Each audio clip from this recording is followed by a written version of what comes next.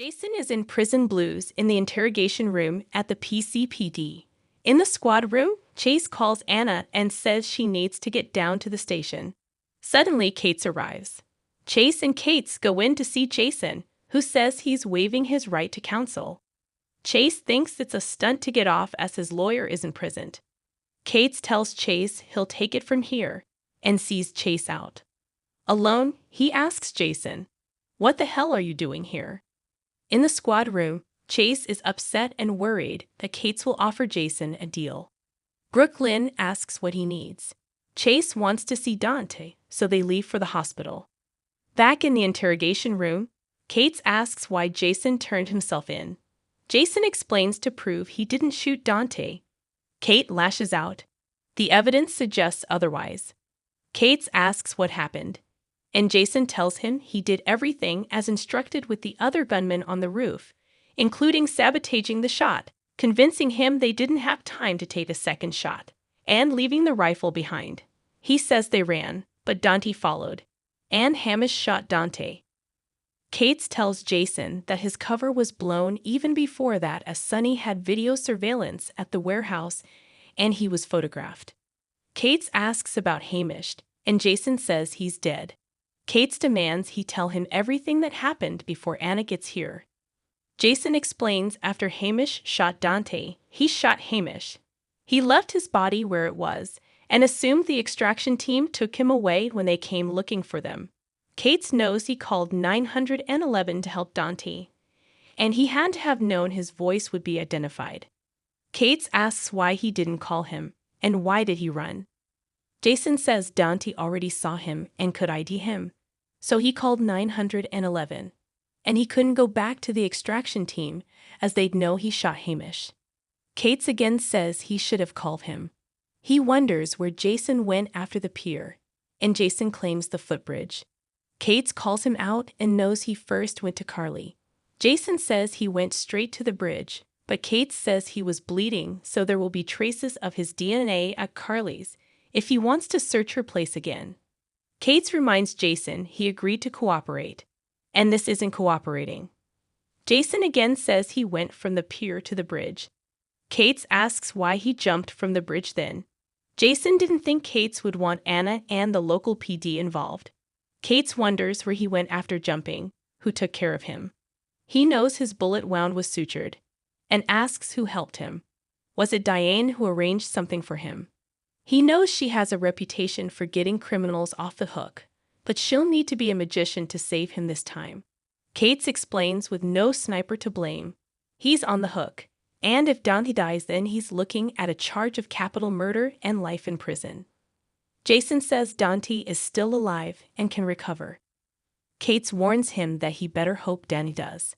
He fumes that they invested 2.5 years in this operation. They placed him on the inside of this organization, and now his cover is blown.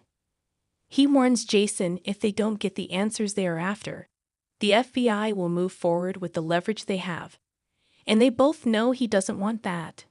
At Bobby's, Trina shows up and Joss is glad to see her. Trina explains she's here to meet someone else. Joss hasn't seen her since she broke up with Dex, and since Trina doesn't live at the dorms anymore, it's as if they are estranged. She asks Trina where she's been. Trina says she just thought Joss needed space, as she was going through a lot with Dex. Joss misses her friend, but Trina says she's no fun to be around right now. Joss thinks they can commiserate together. Trina gets frank and says she was also staying away because of Jason, as she knows he's important to her and her mom. Joss is confused about Jason. Trina asks if it ever occurred to her that Jason could have shot her father. Joss says Jason couldn't have, as the shooter was aiming for Sonny, and he'd never shoot Sonny. Trina suggests maybe she doesn't know Jason as well as she does. Michael appears to see Joss, and Trina leaves to meet her Aunt Stella. Joss asks Michael what is going on. He says he has news about Jason. He gives her a heads up that Jason turned himself in, and it will be all over the media soon. Joss says it's a relief to know where he is and that he's alive, but if Donnie dies, Jason could be set up for murder. They go into the kitchen and talk about Jason some more. Joss spoke to their mom who saw him, but she said she didn't get much time with Jason before Anna and Kate showed up. Joss asks if Jason told Diane anything, but he says Diane only informed him that they only talked about the charges he's facing. However, Diane told him not to get his hopes up that Jason would get bail, and it's looking really bad. Michael needs to go talk to Willow and heads out. Outside, Stella meets with Trina.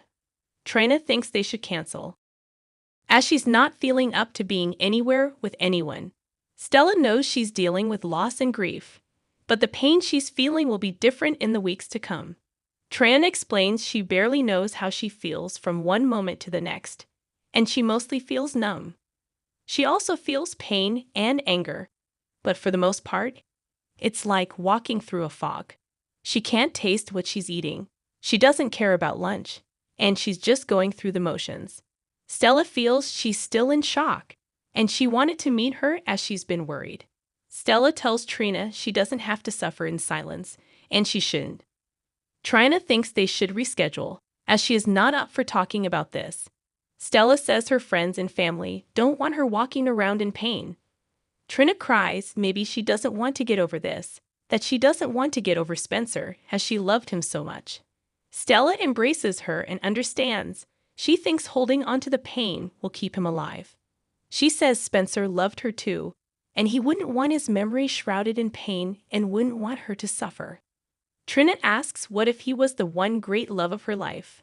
Stella tells Trina that she has her whole life ahead of her, and to focus on the here and now and keep herself open to healing. Trina doesn't know if she can, as she has so much anger that it scares her. Stella says with Esm dead, she doesn't have anyone to direct her anger at. Stella promises her the anger will pass, and it's hard without closure as they couldn't give Spencer a proper funeral. She says a funeral helps the loved ones to come together and support one another. Trina knows they gave Spencer a memorial, but it wasn't enough. Stella suggests she find her own way to remember and say goodbye. Stella goes into Bobby's, orders pie, and invites Joss to sit with her. Joss admits she's worried about Trina, and she doesn't know how to be her friend right now. Stella says she's an excellent friend, but she'll have to give Trina time to process this and not rush her. Joss knows and thinks about when Oscar died, how everyone tried to say things to make her feel better, but it wasn't helpful. Stella says Trina is strong and will find her way home. Trina goes to the cemetery and says, "Hi, Spencer's grave." She can't even call him Spencer as he's not here, and the grave is just a stand-in. She admits she keeps wishing she'd get a call that he made it ashore, and this was a nightmare and he's fine. She knows that's not good for her, to fantasize about something that won't happen. However, she does like being near the water because it's calm and it feels like he's near her. Even when it rains, it's as if he's in the atmosphere, that he's everywhere. But she feels like she's disappeared. She paints a dream scenario about being in Paris with him, and how they spend their free time going to museums and galleries and dining at bistros. She says they walk around Paris hand in hand. At least that's her fantasy, but her reality is she's in Port Charles. She's not at school, she lives at home and works at the gallery. Even art hurts, but it helps her not miss him. She doesn't want to say goodbye to him, but she has to try. She knows if she doesn't, she'll drown too. At the hospital, Liz can't find her tablet, and Willow hands it over having found it earlier. Willow tells Liz it must be hard on her family knowing Jason's back. Liz admits her whole family is on edge, and Jake is very moody. Willow tells Liz she's a good mom and is handling things as best as possible. Liz admits she's as anxious as Jake and desperate to know what's going on, but she has to hold her breath and wait for news like everyone else. Brooke, Lynn, and Chase arrive, and Chase is still on edge about Jason showing up at the station. Willow and Liz are in the background and hear him, and Brooke Lynn tells Chase he doesn't have all the facts yet, and there may be more to Jason's story. Chase asks what she makes of all of it. Brooke Lynn says if Jason did shoot Dante, then he at least had the decency to turn himself in. Liz rushes off, and Willow chases her as she forgets her tablet again.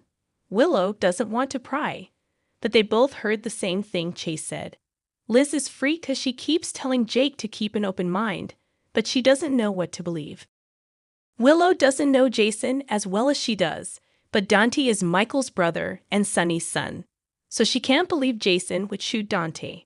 That's her 2 cents and tells Liz not to give up hope. Liz thanks her and says she should get home as her boys will be home from school soon. Willow wishes her luck. Elsewhere, Brooke Lynn continues to try and keep Chase calm.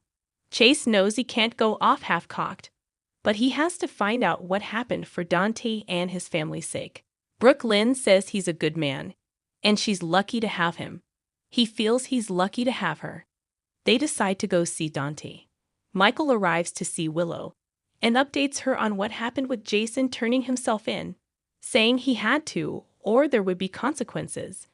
Willow is just glad by turning himself in that Danny won't be further involved. Michael feels it's over now, but Willow wonders if it is.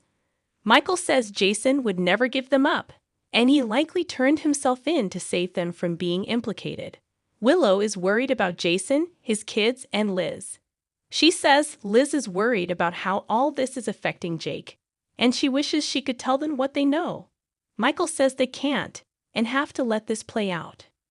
Jake and Aiden arrive home from school, and Aiden is going on and on about bread starters. Liz soon arrives. She hears Jake lash out at Aiden, saying he knows he's trying to distract him to make him feel better about his psycho dad. Liz sits the boys down and says she'll answer all their questions as best as she can. Aiden asks if Jason will go to jail. Liz doesn't know, but Jake fumes. Of course he'll go to jail. He shot Dante.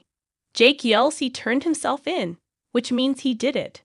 He wishes he'd go to prison forever, and it was easier thinking he was dead. Liz tells Jake that she's sorry all this is happening.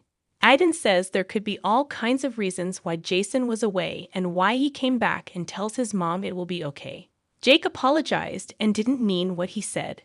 She tells her son he gets to be angry, and this is hard. But they'll help each other through this. On the next General Hospital, Anna begs Jason to tell her the truth if there is any chance she can help him. Chase asks BLQ if she wants to call off the wedding. Gregory slurs heavily and tells someone, "Back off." Curtis suggests Laura has a hard time believing it as that's not what really happened. Kate tells Carly, "You can't do that." Sunny tells Michael that anything is possible. Michael asks, even forgiveness.